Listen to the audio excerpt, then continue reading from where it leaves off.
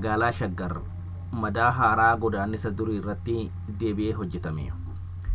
Yooyyaa akkam jirtu hordoftoota keenya jaalatamoo, qophii keenya lafaaf lafee jedhuun dhimmoota hundeeffama magaalaa Shaggariin wal qabatan rakkoo saamicha lafaa fi badii aadaa, afaanii fi eenyummaa Oromoo irratti gama kanaan dhaggamame isiniif dhiyeessaa turuun keenya ni yaadatama. Har'as dhimma magaalaa Shaggar kanaan wal qabatee barreeffama obbo Teessoo marsariitii Kuweet Oromiyaa irratti afaan Ingiliziin baase gara afaan Oromootti deebisuudhaan akka qophii kanaaf ta'utti qindeeffannee dhiyaannee jirra. Qopheessan Ibsaa Gammadaa, Gulaalee kan dhiyeessu Dagaagaa Gammachuu, teeknishaanni keenya ammoo Iftuu Galataatii. Itti dhiyaadhaa.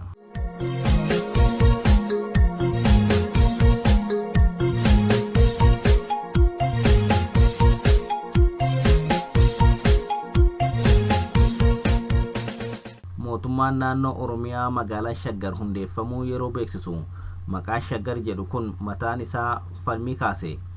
Namoonni tokko tokko jecha afaan Oromoo shaggaa jedhuun wal qabsiisuudhaan hiikni isaa afaan Oromoo loqoda tuulamaa keessatti gaarii yookiin bareedadha jedhu kan sirboota afaan Oromoo fi hiikaa naannawa kanaa keessatti ittiin beekamu leecalloo badhaadhinaa walitti hidhuuf yaalan.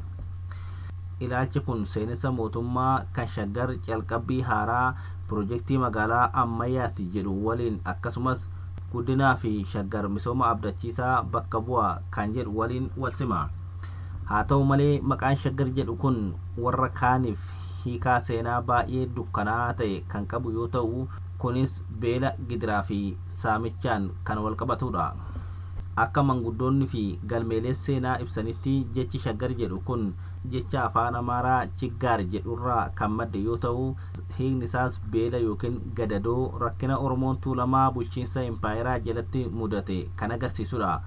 Mootiin Minilik qawwee faranjootarraa argateen humna Oromoo mo'achuu hordofee hundeeffamuu magaalaa qubsuma waraanaa Addis Ababaa akkasumas balaan uumamaa itti aanee dhufe kanneen akka hongee guddaa naannawa Habashaa beela hordofsiise, dha'icha yookaan dhukkuba loonii yookaan riindar peestii fi weerarri dhukkuba namaa dabalatee uummata Oromoo gaaga'ama guddaa keessa galche.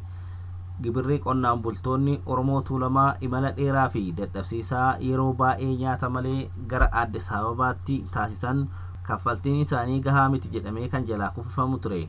Isaanis Shaggar mallattoo bareedinaa osoo hin taane yaada dhiittaa fi gidiraati.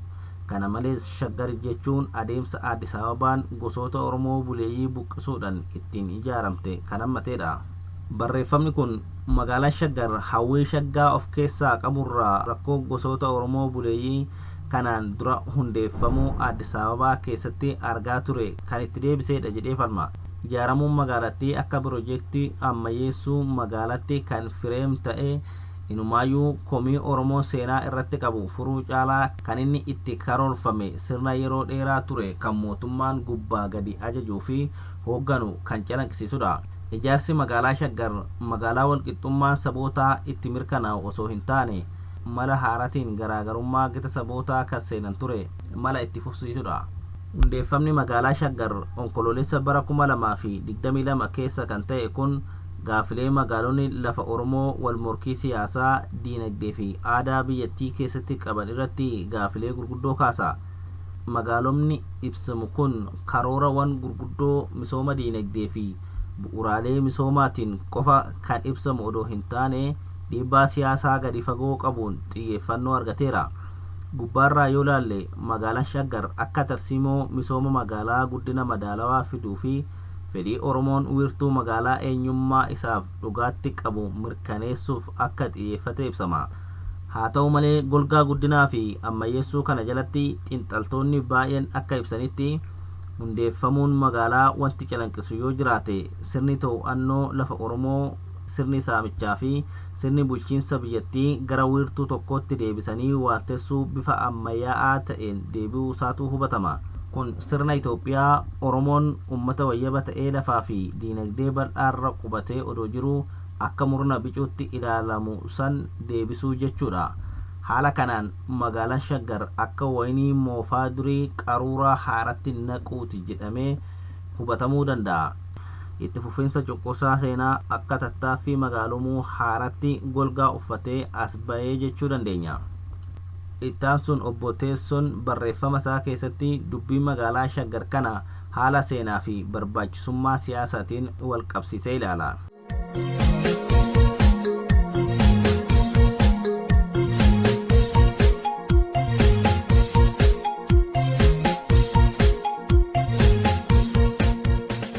Adeemsa ijaarsa biyyaa keessatti Itoophiyaa dabalatee biyyoota Afrikaa baay'ee keessatti gahee magaalonni qaban tarkaanfiiwwan ijaarsa biyyaa waliin walitti hidhata guddaa qaba. Yeroo baay'ee magaalonni akka meeshaa aangoo mootummaa mirkaneessuuf, qabeenya bulchuuf akkasumas to'annoo uummata adda addaa irratti cimsuuf tajaajilanitti qajeelfamu. Keessattuu wiirtuuleen magaalaa eenyummaa biyyaalessaa fi aangoo mootummaan biyyattii irratti qabu kan agarsiisan waan ta'eef walitti dhufeenyi hundeeffama magaalaa yookaan teessoo mootummaa gara magaalaa gara biraatti jijjiiruu fi piroojektota ijaarsa biyyaa jidduu jiru cimaadha. Itoophiyaa keessattis keessumaa naannolee mormiin gara kibbaa jiran keessatti ka'umsi wiirtuuwwan magaalotaa hundee isaa duula waraana Minilik lammaffaa dhuma jaarraa 19ffaa keessa taasiseedha. Kunis to'annoo lafaa fi qabeenya uumamaa impaayerri Abisiiniyaa kaaba Itoophiyaa har'aatti daangeffamaa ture babal'isee naannolee haaraa humnaan impaayerichatti makaman keessatti qubsumoota waraanaa hundeesse. Babal'ifannaan daangaa kun saboota ofiin of bulchaa turan waraanaan cabsuun kan raawwatame yoo ta'u, lafaa fi qabeenya dhuunfachuu qofa otoo hin taane waa'ee sirna hawaasummaa, aadaa fi siyaasa Oromiyaa dabalatee naannolee humna impaayerichaatti dabalaman irra deebi'anii bocuu sammata. Adeemsi seeraa dheeraa to'annoo fi saboota biyyattii humnaan impaayerichatti makuu ture keessattuu uummata Oromoo irratti badiisa aadaa jabaa fi gabrummaa siyaasaa dhalootatti darbu fideera. Babal'achuu magaalotaa fi hundeeffamni dhaabbilee mootummaa yeroo baay'ee afaanota aadaa fi amantiin xabboo dhalootatti darbaa dhufan akka haqaman kan taasise yoo ta'u, eenyummaan hawaasa keenyaa haqamee eenyummaa impaayera Abisiiniyaa humnaan olaantummaa nurratti argateetiin akka walsimu dirqisiisa. Haalli akkanaa mallattoo tokkummaa fi ammayyummaa odoo hin taane mallattoo diigumsa sirna federaalawaa fi mallattoo saamichaati. Magaalonni Itoophiyaa keessumattuu kan Oromiyaatti argaman mallattoo diigama sirna federaalaa akkasumas mallattoo saamichaa fi gabrummaa ta'anii mul'atu. Uumama magaalaa Shaggar bara 2022 haala seenaa kana keessatti hubachuun ni danda'ama. Akka jalqabbii guddina naannoo madaalawaa fi ammayyeessuuf akka ta'etti yoo ibsan, Addis Ababaa magaalaa guddoo siyaasaa fi dinagdee Itoophiyaatti dhiyoo ta'ee hundeeffamuun ishee akeeka ishee dhugaarratti gaaffii kaasa. Uummanni Oromoo yeroo dheeraaf magaalaa itti dhiibuu osoo hin taane magaalaa seenaa, aadaa fi eenyummaa isaaf dhugaa taate kan miirri abbummaa itti dhagahamu yeroo dheeraaf barbaadaa ture. Haa ta'u malee hundeeffamni magaalaa Shaggar dhimmoota to'annoo siyaasaa fi dinagdee Oromiyaa irratti yeroo dheeraaf turan furuu caalaa shiroota turan kan itti fufsiisu fakkaata. Kanaanis yaada waayinii bubbulee yookiin ture qaruuraa haaraa keessatti jedhu cimsa. Kanatti aansuun obbo Teessoon haala siyaasaa magaalaa Shaggar irratti fuulleffata.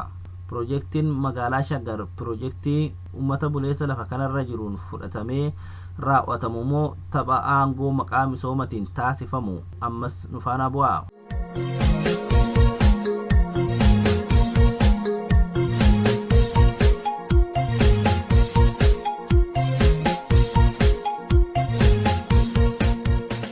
Magaalaa Shaggar uumuuf sababoota barbaachisoo ta'an jedhamanii ibsamaa turan keessaa tokko bakka yuutuu misooma madaalawaa ta'e dagaagsuu keessatti Shaggar gahee qabdi kan jedhudha.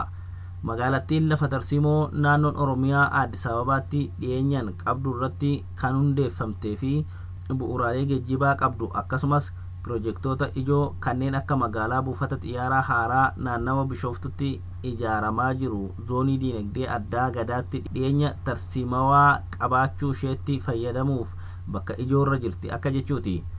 Mootummaan magaalaan Shaggar akka wiirtuu siyaasaa, dinagdee fi aadaa uummata Oromootti akka tajaajiltu kan dubbatu yoo ta'u, karoorri misoomaa isaas piroojektota bu'uuraalee misoomaa bal'aa kanneen akka suuqiiwwan ammayyaa yookiin moolii, piroojektota ijaarsa mana jireenyaa fi iddoowwan aaragalfii uummata eenyummaa fi hambaa aadaa Oromoo calanqisiisuuf qophaa'an dabalatee siidawwan adda addaa kan akka siidaa Tufaa Munaa fa'aa ijaaruuf kan karoorfamedha.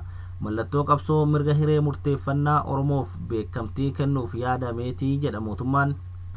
haa ta'u malee mul'anni magaalaan Shaggar akka piroojeektii eenyummaa aadaa afaanii fi amantii hawaasa Oromoo tiksuuf yookaan cimsuuf karoorfameetti ibsamuun hawaasa Oromoo irraa keessattuu humnoota mormitoota Oromoo irraa shakkii guddaan irratti ka'eera. namoonni hedduun magaalattii akka itti fufiinsa tattaaffii sirna bulchiinsaa wiirtuu tokkorratti waaltessuu fi sirna to'annoo siyaasaa Itoophiyaa waggoota kurnaniif amala ta'etti ilaalu. Oromoon yeroo dheeraaf weerara Addis Ababaan magaalota Oromiyaa naannessa ishee jiranitti taasistu guutuu Oromiyaatti ofirraa qolachaa turuun ni yaadatama. Maastar pilaaniin Addis Ababaa maastar pilaaniin tokkoffaan magaalota naannessa Finfinnee fi gandoota baadiyaa walitti makee Addis Ababaa jala galchuuf kan kaayyeffate ture.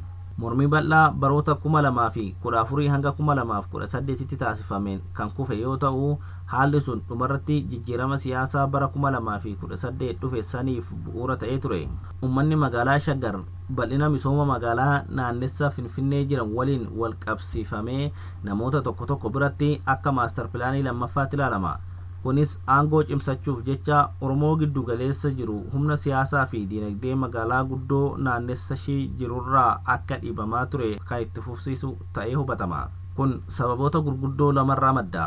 Inni tokkoffaan gaafileen Oromoon faayidaalee piroojeektoota gurguddoo akka magaalaa buufata xiyyaaraa haaraa guddicha naannoo magaalaa Bishooftutti ijaaramaa jiru, zoonii dinagdee addaa gadaa, piroojeektii masaraa yookiin caakkaa baay'ee guddaa ta'e, piroojeektii Xooxxoo fi kanneen biroo kan magaalaa gurguddoo keessatti ijaaraman irratti yeroo dheeraaf dhiyaataa turan deebisuu keessatti qaban ifa ta'uu dhabuusaati. Lammaffaa wiirtuleen magaalota Oromiyaa keessatti argaman bakkoota hariiroon Itoophiyaa fi Oromiyaa gidduu jiru walitti dhufeenya masaanummaa wal xaxaa fi kan hin araaramnee fi wal falmisiisaa ta'ee ittiin beekamu ta'uusaati.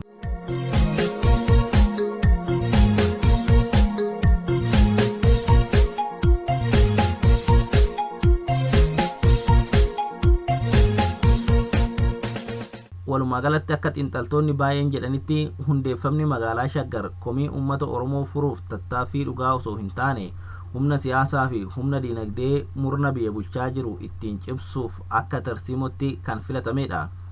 Diddaan hoogganoonni muraasni OPDO keessaa maastar pilaanii Addis Ababaa jedhamurratti dhumarratti godhan sunis adda durummaan aantummaa uummata Oromoof qaban irraa kan ka'e osoo hin taane fedhii dhaabichi bakkoota ijoo fi toora dinagdee gurguddaa ta'an irratti to'annoo qabaachuuf qaban irraa kan ka'e ture.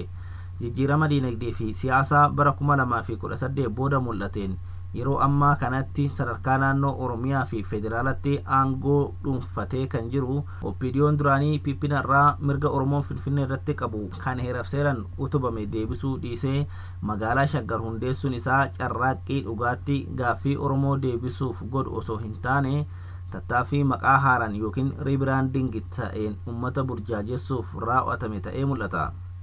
Kana jechuun magaalaa Shaggar akka piroojeektii naatiivist yookaan akka magaalaa uummata irra jiruuf ijaaramteetti dhiyeessee gaaffii Oromoo deebisne jechuudhaan faallaa kanaatiin garuu aangoo isaa wiirtuu tokkorratti kuufame seereffatee to'atee itti fufuuf yaalii taasisuudha.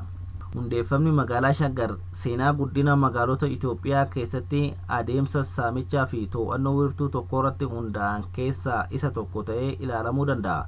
Ijaarsi tajaajila ammayyaa fi mallattooleen aadaa magaalattii guddinaa fi hirmaachisummaa fakkeessaa taasisuu danda'ullee sirna humna siyaasaa fi humna dinagdee Oromoo dhiibuu itti fufsiisu akka ta'e dhoksuu hin danda'an. Humnoonni siyaasaa fi dinagdee Oromoo huqqisuun beekaman yookaan buqqaatii Oromoo deeggaran kan Finfinnee keessatti walitti qabaman ijaarsa magaalaa Shaggar kana cimsanii kan deeggaran yoo ta'u, seenaa to'annoo fi hacuuccaa Oromoo irratti raawwatamaa ture sana itti fufsiisuun akeeka waloo wal isaan taasisu jechuun ni danda'ama.